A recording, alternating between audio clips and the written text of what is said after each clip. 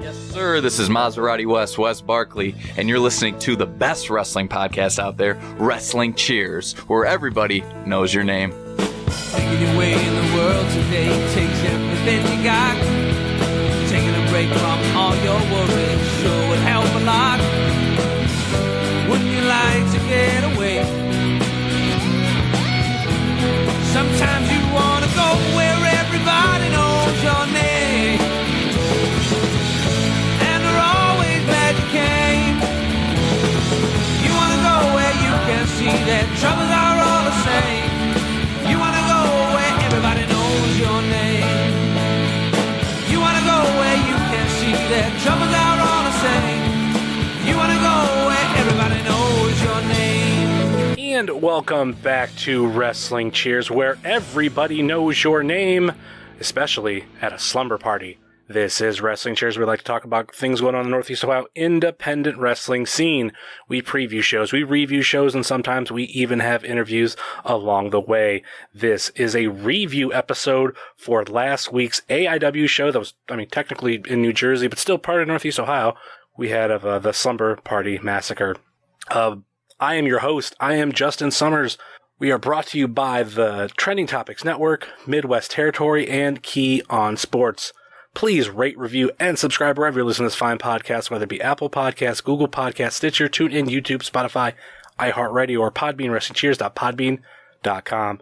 Find us on all of your social media, Facebook, Twitter, and Instagram, Facebook.com/WrestlingCheers, Twitter.com/WrestlingCheers, and Instagram.com/WrestlingCheers. Email, if you so choose to desire, WrestlingCheers@gmail.com. And we have the merch store over at whatmaneuver.net. Like I said, this is a review episode for last week's show, not AIW, but it's the Slumber Party Massacre that was at the White Eagle Hall in Jersey City, New Jersey. And this is actually available for replay right now on Fight TV. That's where I end up seeing it because I'm the only person on this episode that wasn't in New York, but getting to still watch it a couple days after it happened was still really cool, and don't really get to watch AIW for the first time from the comfort of my own home. So, hey, if you haven't done it yet, go check it out. But if you're listening to this episode, you probably already know the results or you saw the show. So let's get into the review. First up this week, we have Stacy.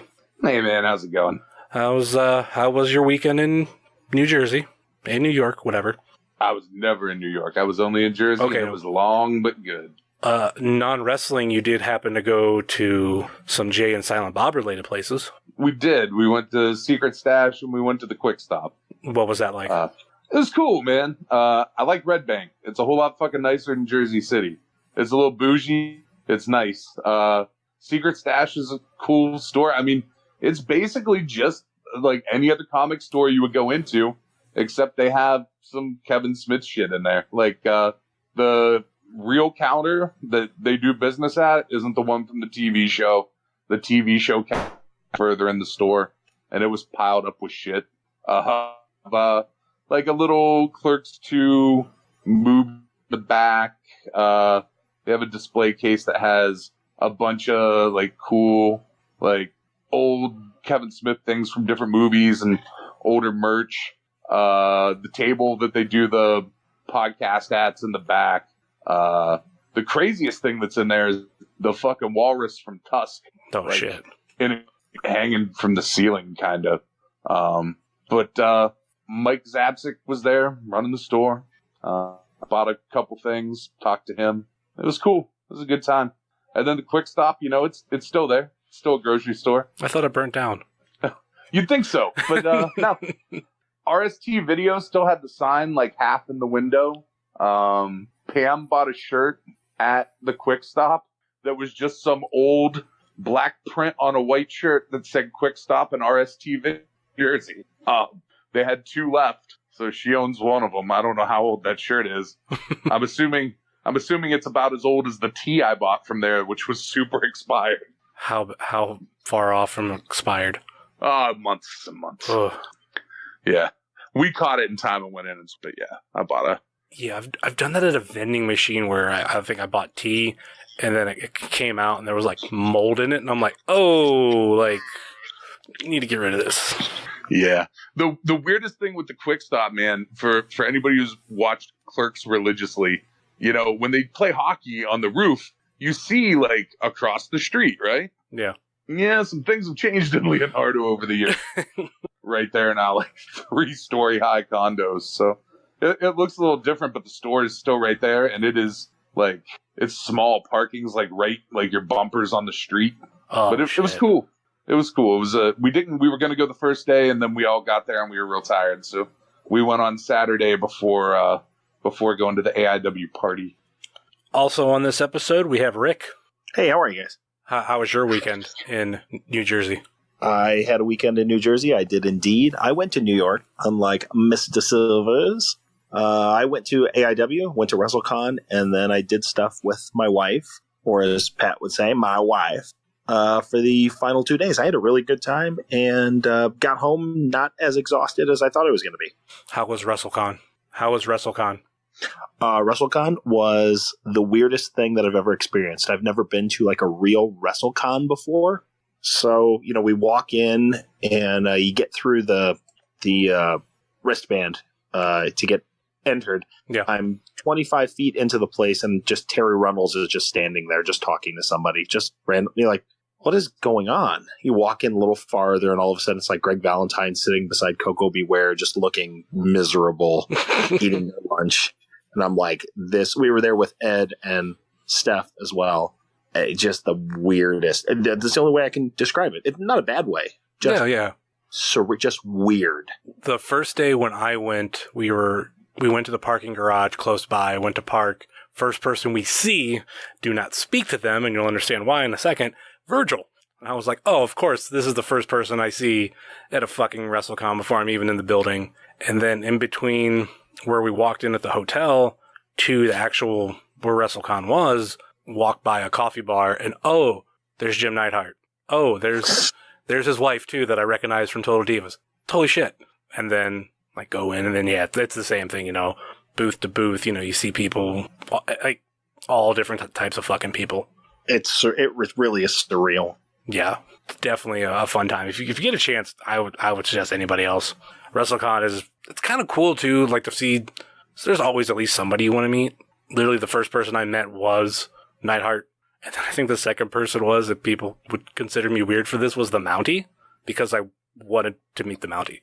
Yeah, why not? Yeah, I'd be down. I mean, I said hi to Francine when we were there. Just, you know, Vicky Guerrero, a lot of the just such random people. Mm-hmm. You know, before I even knew, I didn't know that Mantar was on the Janela show. Just walked by and I'm like, I think I just walked by Mantar. And Ed's like, oh yeah, he's on the Janela show. I'm like, Mantar? I'm like, what year is it? What is just what's going on? Yeah, those random ones are so much fun with people like that. The crazy thing that happened the year that I went was, I think I went to the WrestleCon Super Show. Drew McIntyre, or Drew Galloway at the time, it was in a crazy like 10-man tag match that I loved. And I got to see him the next day, and I told him my story that I once went to an AIW show and I was wearing his WWE shirt, and Colt Cabana had no idea what that shirt was. And like, he was really like, what the hell shirt is that? And he said he'd never seen a Drew McIntyre shirt. So I got to like tell him that story with, you know, Colt Cabana like not that far away. That night is when he returned to WWE. And I was like, what? I just talked to him. What the fuck?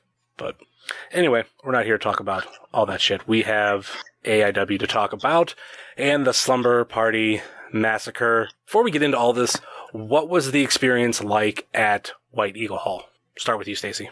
The getting into the AIW show, there was a slight, just like a little short hang up, getting like everybody's wristbands together and everybody in. But once we got in, it was cool, man. There were no barricades, which anybody who watched it saw. Yeah, I thought that was really cool.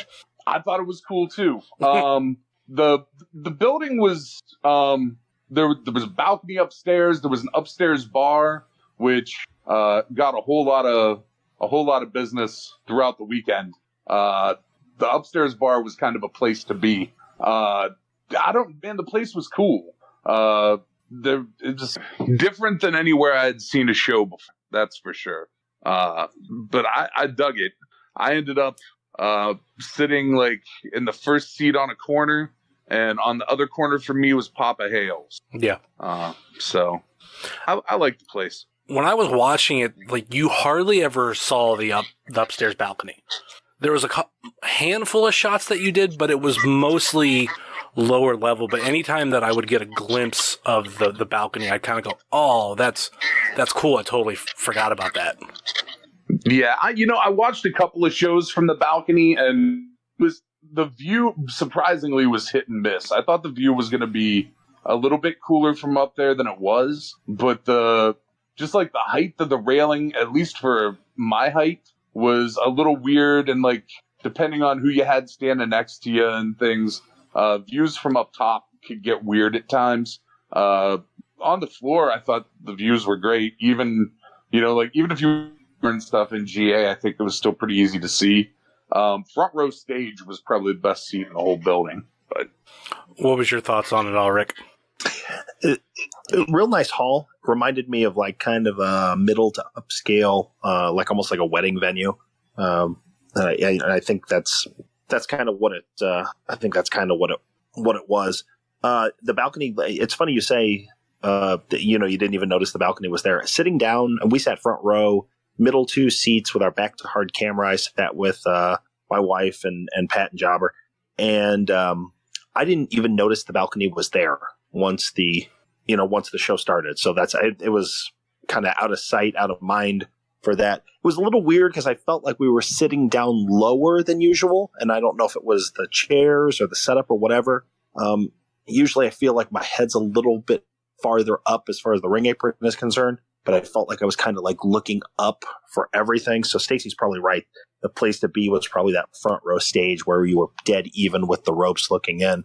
The no railings, that's the first show I've been to that I can recall that didn't have railings. And if you saw it on Fight, the iPay-per-view, you can see most of the night I am deathly afraid for my life. So I'm not ashamed to admit that. There were a lot of guys and a lot of crazy shit that was going to go on. It was a great venue. The bars were awesome downstairs. I didn't get to go up in the balcony, but I'll take Stacy's word for it that it was rocking up there too. So I thought it was a great place to. It will probably not want to go there every month, but great place to see a show or 2 or 12. The upstairs bar had its own, so you weren't just bars were just kind of in the middle of the sea of people. Up straight in the back was a whole room with a bar in it. It was nice. You know what? The only downside that I would give that place: very narrow stairwells. As a large man, but even if you weren't a large man, it's one way at one. There were a couple of times going up and down where it would be like you'd meet someone and be like, "Oh, well, fuck, I'm going back up," and you go up and then they go down. It's like a one person way up, one person way down. And I think the place is usually a concert venue, Rick, because I saw things in the bathroom for like their schedule of events, and there were a lot of like shows coming up. I don't doubt that at all. That's just kind of my take on it. That's what it reminded me of. It was just like a weird kind of wedding hall. It makes sense perfectly with the stage, at one end. It's a perfect setup for music. So yeah, with how many people were in that place, I don't know if they don't usually get big crowds or what the story is. But the dude's bathroom, 2 stalls and 2 urinals, and a line at all times, and you had to go, be good at holding it. But that's the only knock I got on the place is that they could have used a couple more facilities. Weren't we just talking about that? How a lot of these venues have like smaller restrooms. Yeah, I mean, like Mount Carmel had a child-sized restroom. This was like for a regular ass adult. There just wasn't a lot of options to go. The worst. It was usually backed up. I don't know what was worse about Mount Carmel. The fact of there was 2 urinals, 1 stall, or the maze of 2 doors you had to go through just to get into the restroom. And if you walk through the second door, it could be full. You're like, oh, now I got to wait in this little I don't even want to call it a hallway, but you have to wait between these 2 doors. And then it was a weird line system, and one thing I won't miss about that. And on top of all that too, obviously with a full day of, kids being in there, that we get in there, a whole mess of people, and, the soap would always run out, the paper towels would always run out, and it's like, God, what the fuck? I can tell you, man, for me at least, every time I use that Mount Carmel restroom, I felt like that picture of Andre the Giant you see where he's on the airplane to Japan, and he's obviously the wrong size for it.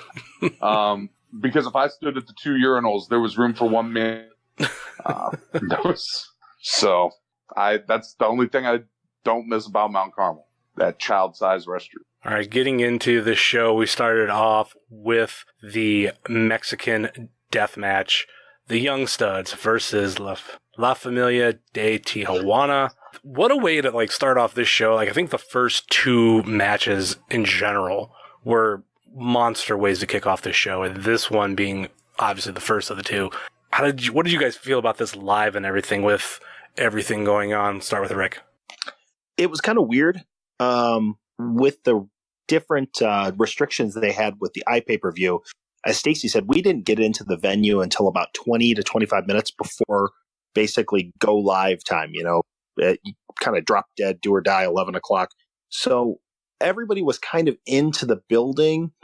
Steve Guy had done his little quick speech, hey, we're going live in a minute. So the place was still kind of buzzing. Everybody was kind of milling around. It's not like a normal AIW where everybody was seated. We're all ready. Steve gives his whole speech that, takes that 5 or 10 minutes and everybody's ready to go. So it was like this weird, almost nervous energy, excitement. And then Steve says, opening contest, the first things he says on the pay-per-view are the opening contest is a Mexican death match. And then there's this palpable, it's a bad word, but titter of excitement, and just this feeling of anticipation and almost horror when this thing gets, because you just know, those of us that saw the first one, either on DVD or in person, they were breaking glass and all kinds of crazy shit the first time around. So that atmosphere was just insane. I think completely organic. I don't think that's anything you could duplicate. Yeah, I was concerned when we first got in there with what you had just said. There were pains of the first match, and now there's no sort of barrier between you and that. And so I think there was that feeling in the room of oh shit, are we in danger? Death match is the first match. I didn't expect that to be the first match. But yeah, it definitely set the tone for the night in a real good fucking way. That fucking fork bat was a thing of beauty. I would say the fork bat and how it started off with just the stabbing of the fork. Ugh. Well, the way that match started off with the boys got right in the ring. And first of all, you guys saw it. I got the feeling that Mr. Bestia and Damien had no intention of taking a bump that night, because neither one of them was doing anything that was going to end up with them on their back. It was all Eric and Bobby that were taking the hits and taking the bumps, mostly Eric, obviously. The back and forth with the handshakes and everything. I counted once the first punch is thrown, Eric is bloody 6 seconds later. So there was very much this is what we're going to do. This is how we're going to do it. We're going to push the envelope. It's go big or go home time. Eric with the chairs. They even say on commentary, and I don't know if you caught this from the Duke, the guys, Bestia and Damien are putting forks in their pockets before the match starts because they're ready. They're ready to stab people. Chair spots. The doors that are, I guess, like a GCW staple. I'm not used to seeing that, so that was something kind of cool and different. And then the fork door. For the love of God, Eric taking a bump into his back with the forks. Gross. It's just gross. And it's, of course, Eric Ryan is the main one that takes a lot of this punishment. I think that's the great thing about him. I don't even want to say that. Sounds like a really bad, but the dude has no boundaries. He will do anything for entertainment. How many times has, he left a show and he's just gushing blood. And when that moment happened, I was like, oh God, number one, of course you were going to take that bump, and you'll still go like a champ. It doesn't matter with you. And I'll tell you what, man, the faked me out at first because they came out in jeans. I thought, oh man, they're actually gonna with this. Nah, they just dealt it out to fucking Eric Ryan the whole time. But it was a thing to see, man.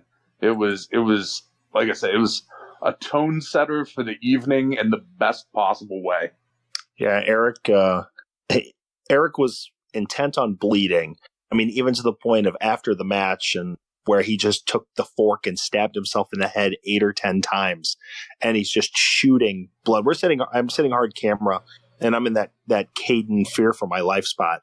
And I look down and I have blood all up my arms and all over my Josh Bishop shirt, and all over my pants. And I'm like, we are 10 minutes in and I'm covered with Eric Ryan's blood. This is going to be something to remember. And much like we described, of course, it was La Familia de Tijuana getting the victory here. Should this be what we really expected with those two? Like, I know I said, like, oh, if, La Familia won, it would be the Young Studs winning this one. But after watching that match, I was like, oh, well, I'm stupid. Of course it's going to be La Familia. I didn't really know going into it. Just based on some things I had heard different people say, I really thought there was a chance that it would go the other way. But no, it went the way you probably should have expected it to. Yeah, it didn't really matter who won. It was about getting the couple of big spots in and Eric getting to do his stuff. And Eric Ryan's another one. He's Teflon. It doesn't matter if he wins or loses. It's all about the mess he makes. Next up, we have Dominic Garrini versus Joshua Bishop with Wes Barkley in Submit or Surrender. Basically, you had Clemens going around a lot through this match with a microphone, putting that in both Bishop and Dom's face at certain points, asking if they submit or surrender. And, oh God, I didn't think this match would go the way it did, but these two were making me hurt so bad watching this. I could only imagine what it was like for you guys live. This match, hands down, is my match of the weekend. I, at this point, have watched wrestling since Thursday through, last night, there was shit on TV. I don't care if you're talking about WWE, I don't care if you're talking about any of the Janela shows, I don't care if you're talking about, I do not give a fuck about what other wrestling company you're talking about. The match of the weekend for me was Dominic Garrini versus Josh Bishop. It's one of the best wrestling matches I've ever seen. It told a fucking incredible story. It was violent as fuck. There were spots in it I've never seen before. It was fucking genius, and those two deserve all the praise in the fucking world for that match. It was unfucking real, and I'm glad I was there to see. How'd you feel about it, Rick? Yeah, absolutely crazy. We kind of knew right from the beginning. Bishop comes out immediately. Dominic goes for a dive immediately. I lose my seat for the second time in the night. And then they start right in with the chairs and the skewers. It started before that with the big nails, almost like the railroad spike kind of things, with Bishop trying to break the cauliflower ear of Dominic, which I've never seen anybody do that before. Then the skewers into the ear. Bishop takes the skewers into the head. Barkley gets involved with a chair, takes a pile driver on the ring apron, so he's out. And then all of Caden's toys get in there. The board with the poppers on it, the bat with the poppers on it. Bishop pulls out the bag of thumbtacks. Both of them take a bump into the thumbtacks. And then eventually, with the help of Barkley, they get Dominic handcuffed in the corner for Bishop to spray down with lighter fluid to light a motherfucker on fire. I don't care who you are. If you have ever seen the finish of a match where one guy was going to light another guy on fire, you need to let me know. You need to point it out to me. Some people, I actually heard a couple people say that's really dumb. We know he would never light him on fire. That's the fucking point. The point is there's nobody that's going to let themselves get lit on fire to win a wrestling match. So Dominic has no other choice. I thought it was a crazy, creative way to end this blood feud. Bishop goes over with the help of Wes. So basically it was, a 2-on-1-ish to get it done. So both guys, I think, look like $1 million. I even forgot the Bishop, the gift that's going around, Bishop putting Dominic off the stage, which was crazy. Plenty of blood. I don't know what else to say about it. It was spectacular. Man, two things that, for me, are genius about that fucking lighter fluid spot. which I also heard a couple of people say similar things to what you heard. Fuck you. One, like, Dom's got cuts all over him. So imagine lighter fluid all through a bunch of open fucking wounds. A. B.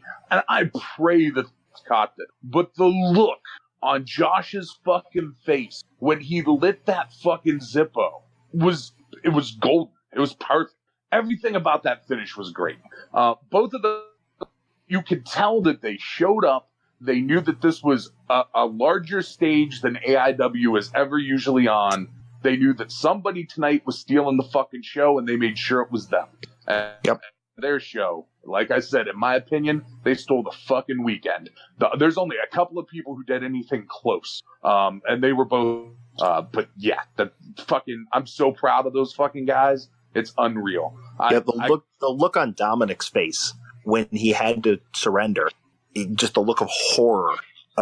Of what this guy, like, is this guy really going to do this? And I don't know, Stacy, if you caught it, only if you're in the building. I hate to go fourth wall here, but we're pretty sure that wasn't really lighter fluid. It was that he was popping him on, but you could smell lighter fluid. Where I was sitting in the front row, you could smell the butane or whatever it is. Yeah, you could smell it. You knew that there was that faint odor that is like, oh my God, is he really dousing him down with lighter? Obviously that's not going to come through on pay-per-view, but that live experience, it was nuts. Yeah, that's what I was kind of wondering. And I was going to ask you guys whether you thought it was real lighter fluid or not, whether it be the smell. I'm wondering, because I even thought, like, when I first seen it, like, oh, that has to be like a water or something, but you guys are saying there's a smell. I wonder if it was like a mixture to where you got both. I know what it is, but I don't really want to, fuck the kayfabe up. Oh yeah, okay, yeah. I will agree with Rick. It smelled like lighter fluid. It smelled like lighter fluid, baby. That's all that matters. There's a reason why it did. I mean, a lighter fluid bottle is a lighter fluid bottle. Yep. Hey, Stacy, small tip. Yeah. If you know, you don't know. Hey, then let's not talk about how we probably know. But this match fucking did steal the show. Like, I think it was on top of the back-to-back of the first match. And I'm like, okay, death match is over. Submit or surrender. Okay. I figured it would be just more physical, but like with the weapons and the blood, I was like, oh, shit. And I think I'd already seen the picture of the skewers going through, I think, Dom's head or whatever. And I still was shocked. Actually, when I first looked at it really quick, I thought it was a light tube. Like a broken light tube really quick. That's when I just saw the picture. But when the match happened, I was like, oh, those are skewers. Ow, ow, ow. Motherfucker. Yeah, it's because the skewers were like electrical taped together. Yeah. So instead of being like a loose bunch, they were like a solid stick. Some crazy motherfuckers. But basically, like we said, it was Joshua Bishop who got the win over Dom by handcuffing him to the ring post or the turnbuckle or the end corner, whatever you want to say, and spraying him with lighter fluid and attempting to light it. So, yeah, I'm curious to see if, these two meet somewhere down the road. I think I'd put down that I had Bishop winning, but it would be like Dom who like wins the gauntlet or wins J-Lit or something's going to big happen soon. And I think that's where like we could see these two one more time. Next up, we had the AIW tag team titles on the line in the 4-way match. The Jollyville Fuckets, PME, The Production, and everybody's favorite tag team, To Infinity and Beyond. And I feel bad for these guys after following that first match, but still a fun match. It was definitely one of those matches too where there was just a lot of shit going on. I want to say this. So the crowd in that building was maybe, and Rick, you can correct me if you think my percentage is wrong, but I would say the crowd in that building was maybe 10 or 15% AIW regular. Would you say that sounds about right? And that's definitely in the neighborhood. I felt like a lot of these people weren't super familiar with Philly and Marino, and the crowd was behind them 100%, which speaks to our at winning a crowd over almost before they had even before the bell had rung, they had already won the crowd over. And because I've never really got to see those guys in front of a crowd that maybe didn't know them that well. And that was huge for me. Those guys really shined in that match. Yeah, it was. This was an absolute death spot for these guys. I actually felt really bad that they were even there. I kind of immediately thought to myself in that spot that there was no way that it was going to be anything more than Colin and Cheech going over. I don't even remember. I watched the match a second time today, and I don't remember a whole lot of it. Nasty Russ, I think, broke one of his fingers in a spot, and the Philly Collins moonsault was a thing of beauty, as it always is. Other than that, I just don't recall. It was tough. The match felt short. It felt like maybe there just wasn't a lot of time. We know, everybody was under restrictions. It just felt like it went by so quick. I think one thing too with watching online, like checking out people in the crowd, I've seen people I recognize. I mean, there was definitely a lot of like regulars, like you said, probably good, 10%, 15%. But there were people that like I recognize that aren't necessarily regulars, but show up from time to time. And I think what could be another thing too is I think AIW has I don't want to say a huge following online, but probably enough. So PME, I think like the charisma and everything, the likability of them just bleeds through the screen, whether it be what we see with the matches or even just some of the online promo stuff. Like PME is fucking great and they should be booked everywhere. And yeah, I think that it's so easy for them to be liked too. Even I think if you've never been to an AIW show or have any idea who PME is, like you're going to fall in love with these guys because you're like, oh, this is fun. These guys are awesome. Yeah, and the one thing, and this is no fault of AIW's, because if you follow AIW, they made it very clear what time the show started. But there are people who were even AIW regulars who showed up late. And there were a lot of people who didn't get there until about midnight. Like there was a good crowd in there, but the crowd got much bigger after midnight. And I had seen that a couple of places, including like some shit from the Collective and some like different internet sources, had still had AIW listed as midnight. Which it wasn't. Yeah. So I kind of felt bad for by the time I realized that was going on was around this tag match. Yeah. And it was like, oh, there are still people coming in. Oh fuck, I bet people thought it was midnight. And then as I talked to people later, sure enough, yeah. Like even like Stephon and people who are AIW regular, they thought it was midnight. Yeah. So with this match, it was to Infinity and Beyond picking up the victory. Still AIW Tag Team Champions. Who the fuck is going to beat these guys besides PMA? I think that's coming. That's it. You think that's it? Yeah, I think we got. I think we have another 3 months of Colin and Chicharoni. Ooh, you know what? There's something that I'm forgetting about, but everybody should be reminded of it because I mean it's new. The Chandler Biggins Memorial Tag Team Tournament. That's a J-Lit type tournament. Whoever walks out gets a title opportunity. PME could be with that team, or they can get another shot any other way. There's going to be, I think, a lot of people, a lot of tag teams vying for that. And also, I kind of want to see it if M-Dog and J-Pro are going to have one more match. I kind of want to see them as Euthanasia one more time. I'm not saying they're going to win the titles, but fuck, just tag team match. Yeah, I have a match that I kind of hope they are in that I've had in the back of my head, but as we get closer to the show, I think that's going to happen out. We could talk about that then. I think I know what you're going to say, but I'll save that for later. Next up, we had Otani versus Kingston. Again, I don't know that much about Otani, but this was, I don't want to say a typical Kingston match, but yeah, kind of was. In a good way. In a good way. You could definitely say that. Yeah, that's what it was. They slow moving, but every move was... There was a purpose for it. Everything was that slow, methodical, Eddie Kingston style, that Otani. I don't know how old he is, but safe to say he's older than Eddie. The three boot scrapes were pretty cool with Otani taking out Kingston 3 times. The last 2 knocking out his cohorts at the ring, both times. Sending one of them onto my wife, which I think was intentionally, but it is kind of is what it is. I was cool with it. I liked the match. It was slow, but it was a nice bring down from all the craziness that we had already seen. So it was kind of like a good chance to sit down, hit the reset button, like watch a more, I guess, for lack of a better word, like a more classical style of wrestling. And, I dug it. To me, it was like a match between two tough guys.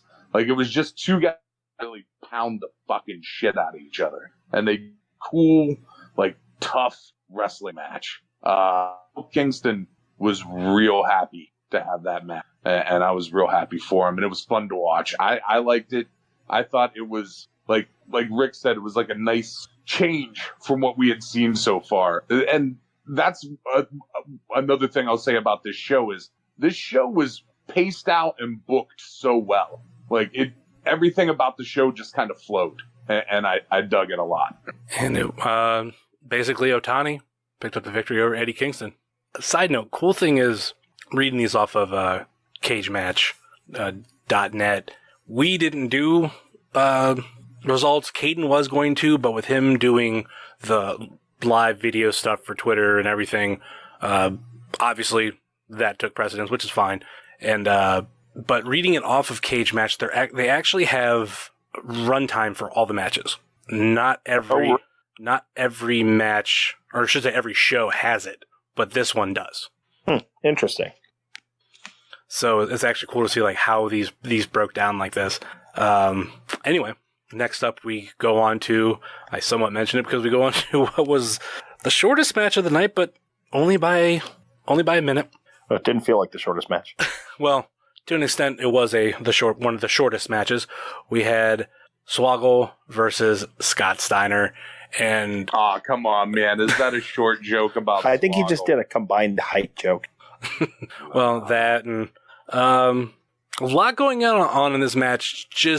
Not just Scott Steiner and Swoggle. First, Swoggle comes out, then Steiner comes out with AIW student Laurel. I don't know if we're supposed to say that part, but with a female. And Scott Steiner, talking his normal trash, says that he's got the king of the midgets, that he's going to come out and go against Hornswoggle. And it's none other than Cabana Man Dan. That was one of those things, I knew it was happening, but it was still so cool to see him come back to AIW at this show. And Hornswoggle took care of him pretty quickly. And then what happened after that, Rick? Because I know I'm missing a step in my head. No, that's fine. You had, Steiner came out, immediately demanded that they play his appropriate music. Oh, I forgot about that. Short people. That was, and that's another reason why I said that the shortish. It felt like it took forever. Steiner wanted a little person. Steiner wanted a little person to basically take his place in the match. He couldn't find a little person. The closest he could find was Cabana Man Dan. So he recruited Cabana Man Dan to go in there and take out Swoggle for him. But Swoggle, laid the beating to Cabana Man Dan with the German suplexes and the Swoggle liner, I guess you will. And having Dan tap out to Swoggle, then Steiner had to get in there.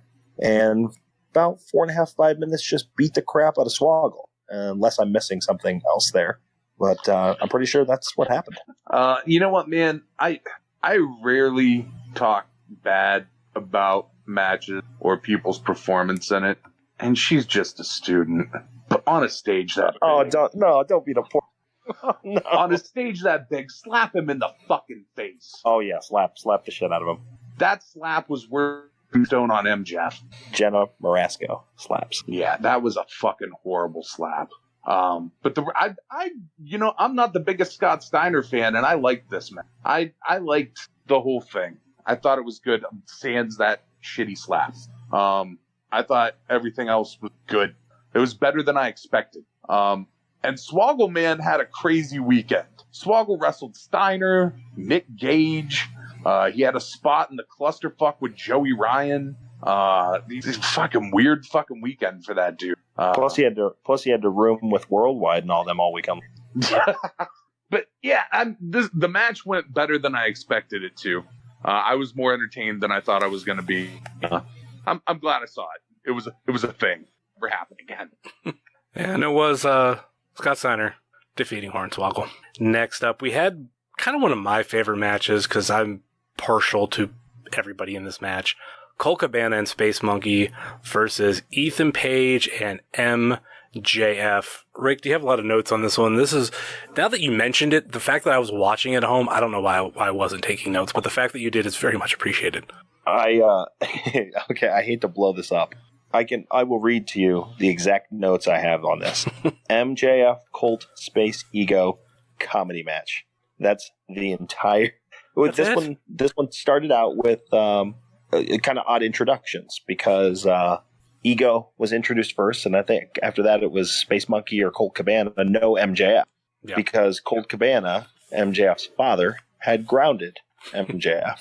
As fathers tend to do when a child has misbehaved. And Ethan Page talked him into letting MJF come out and play, if you will, but only if he came out to his dad's music. So we got Boom Boom MJF then came out. And you got all kinds of good stuff in this. Everything from MJF biting the tail of Space Monkey, putting the submission moves on the monkey's tail, and it was a match. It definitely was a match. I think it might have been the first crowd of the weekend, but certainly not the last, to sing "You Are My Sunshine" to MJF. I was about to mention that. Yeah. Maybe not the whole weekend thing, but completely forgot it. Yep. Yeah, that was a big part throughout the match and on commentary. I think this might have been the last one that the Duke was on, or no, he wasn't on for this one. I'm sure he was, but someone said, "I'm surprised that they know this much of the song of You Are My Sunshine." I mean, it's got like 4 lines. It's a pretty common song. I think it was Colin Delaney. Oh, you know what? The replay on Fight, and I got the replay, I couldn't hear any of the second half commentary from the second mic. I don't know if it was just a bad feed or whatever it was, so I heard nothing that anybody but Wadsworth said. So I could hear it, but it sounded very faint. You know what I'm saying? Or the action was louder than, because I watched the replay too, technically, because I watched on Saturday. So I didn't get that from them. Man, and we're talking about chants, just to go back to that last match for just like half a second, Joni's sucks chant, and that's fantastic. Yeah, you got it. They tried to get ham cubes going as well, but catch on it quite as good as Shoney sucks. I heard that, but it took me a while because it was like, Shoney sucks. I'm like, what the fuck are they saying? And then it clicked. I was like, you motherfuckers, fuck you, Shoney's is amazing. But I got it for the heckling him, but yeah. But that's a good point to bring up. There was a lot of other crowd interaction throughout the night. Dude, my favorite crowd interaction of the night, very early in the show, and I don't know which man, but someone started a Biggins chant, right? And it went on for but it only went on for maybe 20 seconds. Joey Janela came running out of the back part of the bar to the back edge of the seats and started screaming Chandler Biggins and started the chant again. That's fucking awesome. That was Janela starting that, and that was one of my favorite parts of the whole show. That was also one of those things that I read on Twitter beforehand, but still not knowing where it went and hearing them like that. And it was early on. I want to say was first match. That's what I want to say. It was the first match. So it was really cool to not I want to say get it out of the way, but AIW is at WrestleMania weekend with a show, and Chandler Biggins, you're remembered in this moment. We're making you a part of the moment. And that was fucking awesome. So yes, Colt Cabana, Space Monkey, Ethan Page, MJF. Yeah, very much a comedy match is the best way to describe it. I'm a huge fan of comedy matches, so I thoroughly enjoyed it, especially with, guys like, Space Monkey and, Colt Cabana. And there was the moment where Colt Cabana put MJF over his knee, spanked him, put Ethan Page over his knee, spanked him, and then Monkey was right there, bent him over his knee, and spanked him. And of course, he made the joke, spanking his monkey. Yeah, he looked almost apologetic to be making the spanking the monkey joke. But when it's there, it's the low-hanging fruit. You got to make it. See, I thought it was going to be something he was going to say to MJF at some point when it would be MJF versus Space Monkey. But instead, we got that. I was like, all right, cool. I'm on the same brain length wave, but not 100%. That's fine. Okay, cool. Can I bring something up right now? Because I feel like it's the most appropriate point to talk about it. Shoot it. The thing that I love the most about this show is it was just a fucking AIW show. Yes. Like, so there's a comedy match, right? Who's in it? Colt Cabana, Space Monkey, Paige, and MJF. Guys that are always at AIW. Mm-hmm. No difference between this show and a show that would happen in Cleveland. Like, they didn't book some super card. They didn't book the same shit everybody else was doing. They booked an AIW show with AIW guys and put it on a national stage. And I thought that was fucking amazing, and what separated that show from all the other shows of the weekend. And I think the other thing that I liked about it too is, yeah, you had guys like, Colt Cabana, MJF, Nick Gage, Mance Warner, Swoggle too. Like, we're on probably a lot of other shows, but giving guys like the Fuckets, Dom and Bishop, PB Smooth, Justice, like all these wrestlers who, if AIW didn't run a show, they might not be in New York, giving them a shot. Like, I know Dom, probably a horrible example because he was booked many different places too, but... Justice, also a horrible example. He was the star of a whole nother show. That's true. But other than that, still just a lot of... You get kind of what I'm saying too. Like, there's people that didn't necessarily get maybe shots elsewhere, and that's what I really loved about it, because it wasn't a super show. It was definitely AIW people in New Jersey for the show. And yeah, you had like your bigger names like Steiner, Otani, La Familia. We want to go that route with, Damien, but fucking still just a lot of AIW people. Well, dude, with the exception of Otani, name me the guy who hasn't been at AIW show. You know what I mean? Like, we've had Steiner before. We've had the fucking Familia de Tijuana before. Like, it was the most pure, true. It was just a fucking AIW show, and I don't mean that in a bad way. I mean that in the best possible way. Yeah, because I think if any other promotion would have ran a WrestleMania weekend show, which, I mean, this is just my opinion. Other companies could probably prove me wrong, but you're kind of pulling out the best of the best. You're pulling out a super show to get people to look at your company. But for AIW, it did seem like this was a regular AIW show, just like you said, to where, you could technically miss this show and it wouldn't have mattered for like other companies. But no, like this is like, no, like there was, there's storyline stuff going on, there's titles, and there's just a bunch of fucking regulars. Yeah. You know what? I talked to John about that on the AIW podcast. If you caught that last week, and he said, point blank, he said, I could have booked a super show. The problem with that is then what happens next month when people, we traveled to New Jersey to see our brand. People travel down from Detroit. People come in from Indiana, come in from Erie. Somebody sees the show in Jersey, loves it, and travels from Jersey 7 hours. And all of a sudden we go from seeing the super show back to seeing the regular product. And the regular product is outstanding, but you can't put on a super show every month. So you would it's counterproductive. You have to, take the guys that you have and make them stars, in its own, in our own little realm of Cleveland that we push outwards. I think you talked about it, Summers, maybe a couple back, where you said, some of these guys that are getting started in Cleveland and they're getting booked in Indiana, getting booked in Chicago and Erie, GCW, everything out. PME and PB, and you even just mentioned Matt Justice, a big star with the Satan crowd, and sorry, I couldn't resist. That destroyed my train of thought. But you have to. It has to be self-sufficient. You have to be able to keep a storyline going, to put something out there month to month that people are going to want to see. That isn't just all into. Yeah. Sorry. Well, and man, to be honest, almost all those dudes were booked on other shows. Like, I went to a lot of other shows in that building that weekend, and I saw a bunch of those guys on Black Label, on that Black Craft show. There were other shows throughout the weekend that some of the AIW guys, like PME and the production and different people were on. So it's not that they just went there and did AIW, but to me, it's the fact that AIW is able to be like, no, this is what we do. This is our thing. These are our guys. If we're going to have a fucking show, these are the guys that are going to be on our show. And I fucking loved it.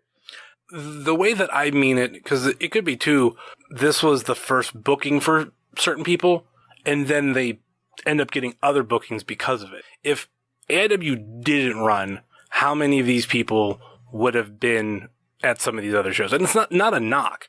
I think that's... Man, I hate to disagree with you, but I think the dudes who did Black Label were going to be on... the dudes who did Blackcraft were going to be on that fucking Black.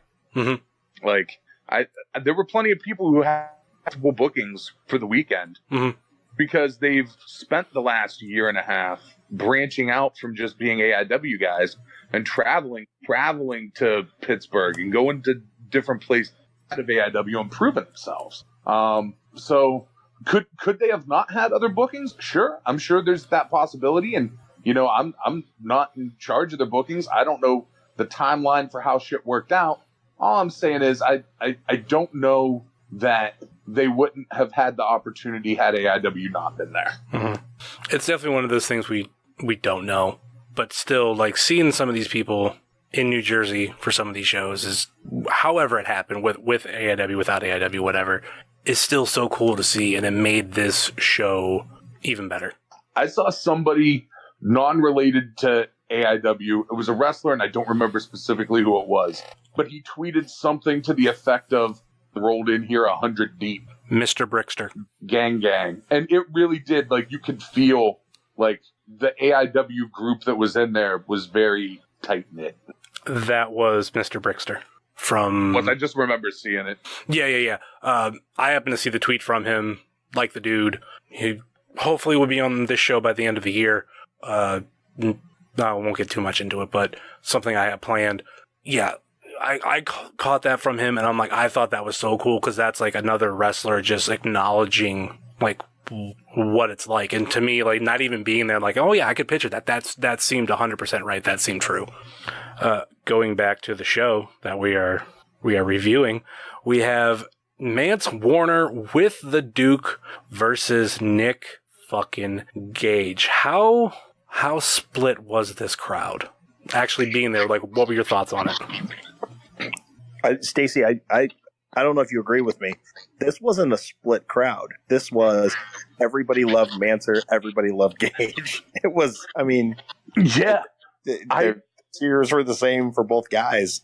There may have been a handful of GCW that are folks there from Jersey who were just Nick Gage guys, but Mance Warner had a whole lot of love in that building. I think it's interesting that, this was the C versus the GCW champ, and now that match is happening again. So credit to Thorne for a really cool, kind of important match first. This was, according to the stats, this was the second longest match of the night. Longest match is the main event, and I don't know where to describe it, but it was so fun to watch, because I love Vance and I love Gage, and it was just fucking crazy. This is one of the ones that you can tell they had time. I mean, we had 2 minutes of Simple Man. We saw Mance for the first time. By the time these guys got in there, you had, I guess, the dichotomy between the first match, which was just rushed violence with Eric and Bobby and the Tijuana. This was that deliberate violence, that slow building. The one thing that Nick Gage is really good at, and Manser is getting a whole lot better at, is setting up those spots, like building that anticipation, with, pulling the doors and setting up the chairs. And so you're just, the slow build to what's going to happen with this. Man, the crowd was hot for both of these guys. That chair shot that the Duke took was sick. And for a moment, I just generally felt bad that he took. It just sounded and looked gross. I'm sure Jobber would disagree. He probably would want it harder next time. Using the doors, using the chairs. There wasn't, as much crazy violence. I mean, it wasn't like Manser, using a staple gun or anything like that. But it was that hard-hitting, just deliberate violence, which Gage is just so good at. And Manser, like I said, man, Manser's getting so good so fast. On paper going into it, and one of my favorite things about this match, because sometimes I like to have an expectation for a match, and be pleasantly surprised in a way I didn't expect. On paper, I thought this match was going to be Bishop Guarini, and it wasn't. It was brutal, but there wasn't blood. There was just shots. It was just like it. To me, this match felt like an ECW hardcore match. It was so good. I like this match. It really, that these two guys aren't just a gimmick of shit and just being blood and guts guys. It was a good fucking match. Yeah, you can guys help me out on this, but the finish was Gage doing the pile driver into the power bomb, whatever you want to call it. That's what it boiled down to get Mance for the 3. I love the finish because that was like the first time that you're like, that's it. That's the finish. Pile driver, power bomb. That's it. That's enough to keep anybody down. I was real happy with the finish. It made so much sense. It's like so much brutality in such a short time that you're like, yep, nobody's kicking out of that. And Gage goes over. Perfect. And man, I got to tell you, having been in that building all weekend, while, based on whose shows with obviously was Joey Janela's weekend, I don't know, man. That building felt like it belonged to Nick Gage all weekend. Every show he was on, the fucking minds for Nick Gage. Like the loudest MDK chants I've ever heard. The loudest Nick fucking Gage chant. Like he was on Black Label. That's usually like a clean, no cursing show. Nah, Nick fucking Gage. Loud. Like both Janela shows. It was just, that building belonged to Nick Gage that weekend. Next up, we have the main event of the evening, the AIW Absolute Title 4-way match. Matthew Justice versus Tim Donst versus Filthy Tom Lawler versus PB Smooth. This match lasted 18 and a half minutes. And I'm gonna shoot to the finish real quick. It's the moment that a lot of people figured was coming, and rightfully so. Tom Lawler, new AIW Absolute Champion. I figured this coming. Even though I did pick Donst, but I don't know. I just want to throw a curveball, because technically we recorded that on April Fool's Day, and I almost wanted to say that was an April Fool's joke, but I held back. I'm like, nah, just make that my pick, fuck it.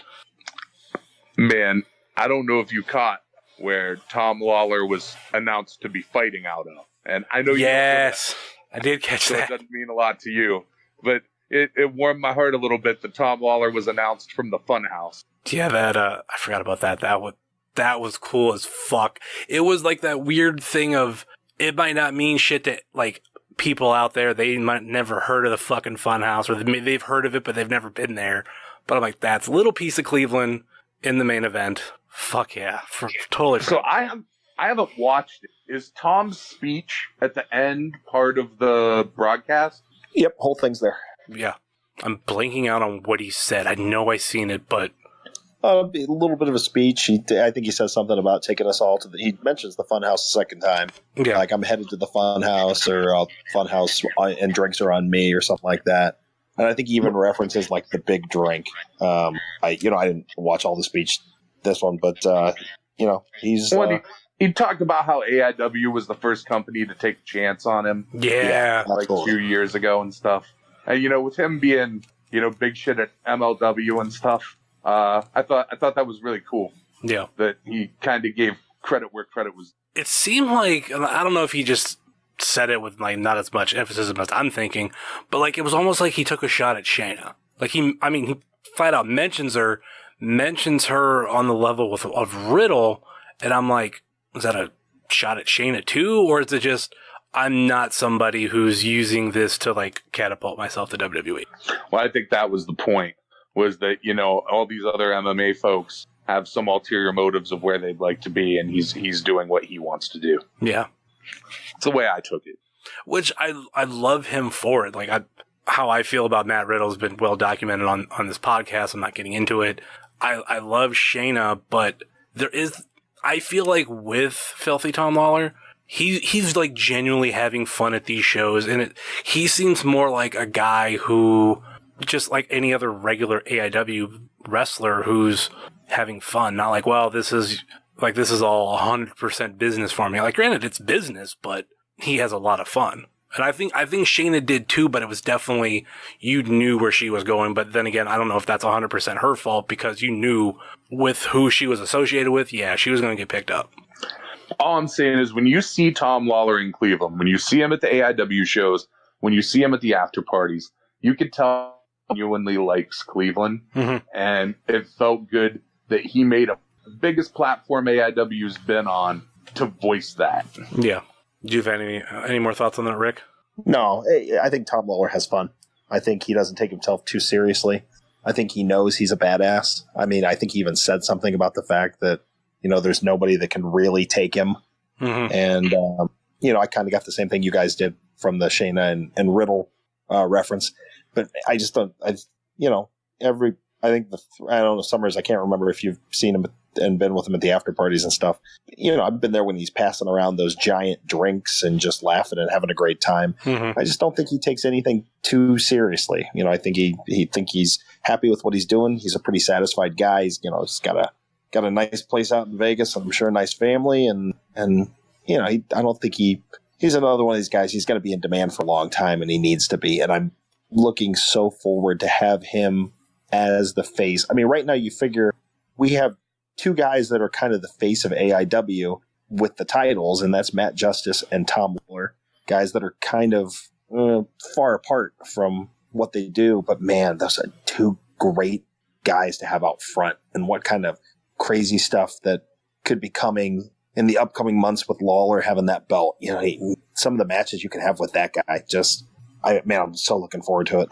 Yeah, there's a lot of possibilities with the two guys that have the belts right now. The amount of crazy fucking matches that you can have going forward is just unbelievable. Lawler was the right guy. I think it's the right time for him. Nothing against PB. Nothing against Tim Donst. Obviously, everybody knows how I feel about Tim Donst. You hate him. You think he's a piece of shit. Yeah, obviously. I think he's the fucking... but no, I think it's really fucking cool that I think it's going to make this summer very, very interesting. He probably has one of the best win-loss records in his career in AIW. Granted, that's not something that's, accounted for, but the dude majority of the time wins. But on top of all that, has he had a bad match in AIW? Like, he's always been interesting one way or another. And, the shit with, Dom was great. For a time period, that was like one of the best things going on in AIW. That was like a longer storyline. That match that him and Dom had, where they had like the three different kinds of same match, that was great. Is there any more we can say about the match?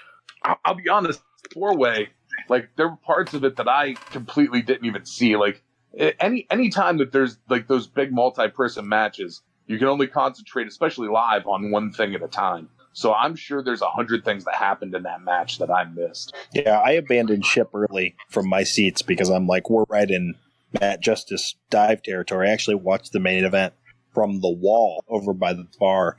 But, Justice diving, a couple guys in the ring and then two guys fighting around. You're trying to pay attention to what's going on, guys. A lot of chairs were used. PB got some vicious shots in on guys. Everybody, at one point you had the four guys in the ring, basically in a square, just trading blows, and then everybody going down at once, everybody getting back up to their feet and trading blows again, and then back down, and ultimately Lawler getting the tap out on PB. Was such a great way to end it. Anything more from you, Stacy? As far as the show went, or as far as this match went, man, I thought the match was great. I thought the show was great.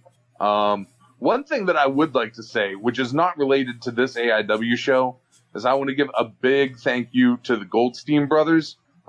They did some really nice shit for the AIW crew and some of the fans, and I really appreciated it. It was a really good time. All right, what would you guys rate this as a whole, as an AIW show, even comparing it to regular shows? We'll go with letter grades. Start with Rick. It was an A. There was, if I'm just critiquing the wrestling, it was an A. If I want to critique the whole experience with the venue and the craziness and the fan crowd, it's probably the most unique, fun show I've ever been to. So it's definitely an A from me. It's an A from me too. There have been very few, if any, AIW shows that have had the feeling in the room that one had, that were that much fun, that every match was good. There wasn't really anything where I thought it was, that it didn't deliver on what it was. It was an A. It was an absolute A. Pun? That was an unintentional pun. From watching just on Fight TV, I would give it an A too.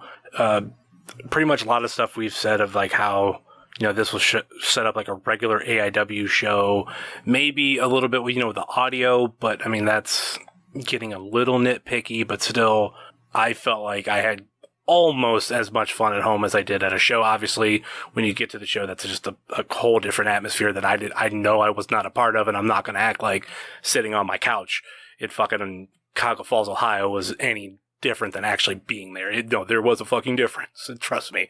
So really cool. And it's really cool to see an AIW show with that kind of turnaround. Granted, it's because, it was live on Fight TV, but I feel like if you miss a regular AIW show, like I haven't seen Wrestle Rave, I don't think that's available yet. Yeah, I mean, it might be, but still to wait, I could have watched it live or I could have watched it the next day. And that was awesome to watch. Well, this was the first in what I understand to have been a very long time that there was ever any sort of live stream for an AIW show. Yes. My hope is that it went smooth enough, even if it's just for like the two big ones every year, even if it's just for like, Absolution and Hell on Earth, maybe they attempt to do live streams again, because audience there for it if they do. I don't remember the last live show. I know there was the GNO, there was an APSO, and I think the first Double Dare was live on iPay-per-view. Those might be the only ones, but I was at all those shows, so like that's why I don't really remember as much, but I know the GNO one was the very first one. I know APSO was another big one, and it was hot as fuck that day, and I know the Double Dare one because there was a clip of Mark Summers that played before the show, and like I had been told about it, so that is the only ones I could think of, and I don't think they're going to have it. I mean, this is just me putting out my opinion on things that I've heard. Like they don't necessarily want to do it because there's a lot of shit that they got to go through. But then again, times have changed, technology's gotten better. But when they were doing the iPay-per-views from Turner's Hall, like everything about that building was bad, whether it be the internet connection for them to, stream it, and the temperature was like causing certain things to malfunction and all this shit. Yeah, it was like a horrible, and that was like for at least APSO. So, well, I'm sure one of the issues is the building having proper internet connection. But to be perfectly honest, I'm surprised Turner's Hall had fucking internet. So that you've just told me something I didn't expect. Yeah. So I thought the last I had heard that they don't want to go back down that way. They want to leave it, for other people. But I'm not there doing a lot of the business shit. And I think if you would asked me a couple years ago, was AIW ever going to do a WrestleMania weekend, I would have told you no. So that's already definitely different now. So we'll see. All right. Any final thoughts or last minute plugs before we go? We'll start with Stacy. Final thoughts is it was a great weekend. And I have a podcast that if you listen to this, you probably heard me plug a million times. Super fantastic. There hasn't been a new episode in a minute, but there's going to be new ones, including another deep dive in May on Transformers. How about you, Rick? Well, I had a great time over the weekend. So just to wrap that whole thing up, New Jersey was everything I wanted it to be and more. Such a great time. It was so much fun meeting everybody. I echo your sentiments about the Goldstein soiree, the super secret speakeasy. Fantastic for those guys to do that for everybody. It was great. Such good dudes. Yeah, they are great guys. They'll be back this way for Absolution. So if you get a chance, Absolution, when that comes around, late August, say hey to those.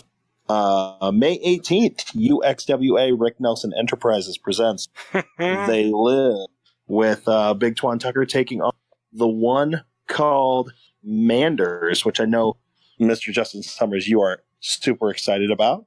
Come on out and see that. Our good friend Razor Sharp, running what we affectionately call AIW NXT at this point. So that's going to be pretty exciting. You have one other thing to plug, don't you? What else do I have to plug? A couple podcast appearances you've done recently. Oh, yeah. For those who don't know, but I figure everybody knows, but whatever. Yeah, the card is subject to change. I did a sit-in on the Mania preview, which was basically just me hanging out with Worldwide for an hour, which, by the way, fantastic if you ever get the chance to hang out with Worldwide for an hour. And then I did the last one where I asked some questions kind of off the top of my head. I wasn't as prepared as I'd like to be, but if I get to do it again, I'll definitely take up some questions, so maybe we can make John and Steve squirm.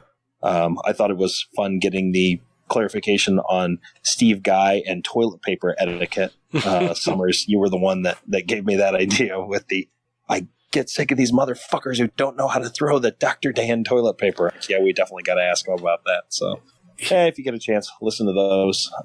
You don't want too much Rick Nelson saturation in the market, so I try to keep myself at an arm's length distance. I think the funny thing when, they're talking about the toilet paper and, throwing at Dr. Dan, I'm not going to break all of the secrets, but the fact of the first time we started throwing toilet paper at him was because of Biggins. Biggins brought in the toilet paper and said, here, throw this at Dr. Dan. And we were like, okay. Fantastic. So I feel like he helped start it, and we're just keeping it going. If he wouldn't have been like, hey, throw toilet paper at me, then, I'm not throwing it at him, but throw him at Biggins saying throwing at Dan, we wouldn't have fucking done it. Yeah. That's the only thing that didn't happen in Jersey that would happen at a normal AIW show, and it's because Dan didn't have a match. There wasn't a point where you were going to announce Dr. Dan, so the spot to throw the toilet paper wasn't there. And, of course, you can find myself at HeavySet330, much like you can find this show on Facebook, Twitter, and Instagram at Wrestling Cheers, Facebook.com/Wrestling Cheers, Twitter.com/Wrestling Cheers, and it's been a long night, Instagram.com/Wrestling Cheers. Email, if you so choose, desire WrestlingCheers@gmail.com. We have the merch store over at whatamaneuver.net. Please rate, review, and subscribe wherever you listen to this fine podcast, whether it be Apple Podcasts, Google Podcasts, Stitcher, TuneIn, YouTube, Spotify, iHeartRadio, or Podbean, WrestlingCheers.podbean.com. Check out our friends on the Trending Topics Network, such as All Beer Inside, Eurovision Showcase, Old School at the Movies, and Wrestling with Altitude. Check out our other podcast friends, such as Pod Van Dam, Super Fantastic Podcast, Road Home from Wrestling, Kick Out at 2, The IndieCast, Center Stage, Sobros Network, Big Gold Belt Podcast, Spotlight Series, and I Got Your 5 Stars. Check out our other non-podcasting friends such as Thrift Store Jobber, The Savage Dash, Set Tab Photo, Powerslam.tv. Use Wrestling Cheers, all one word, and get your first month free. Ringside Shots Photography, Sickening Pictures, Wrestle Void, Key On Sports, Stay Tough, Midwest Territory, Southern Underground Pro, and the official graphic designer of Wrestling Cheers, Moy Boy Designs. That will do it for us here on Wrestling Cheers, where everybody knows your name, especially at the Funhouse. Later.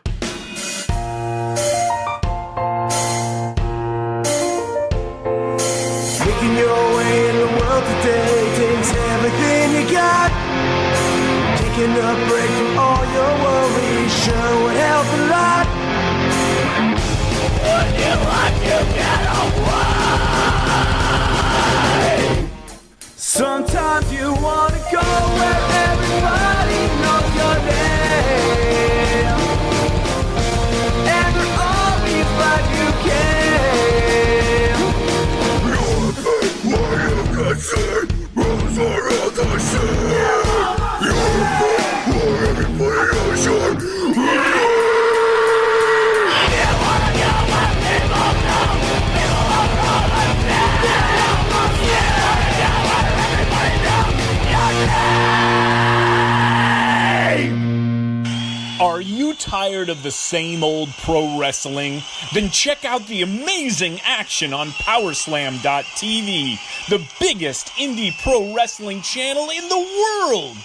Get over 4,000 hours of the best pro wrestling events from over 110 of the biggest names in the industry from over 15 countries around the globe. Get your free trial today at Powerslam.tv.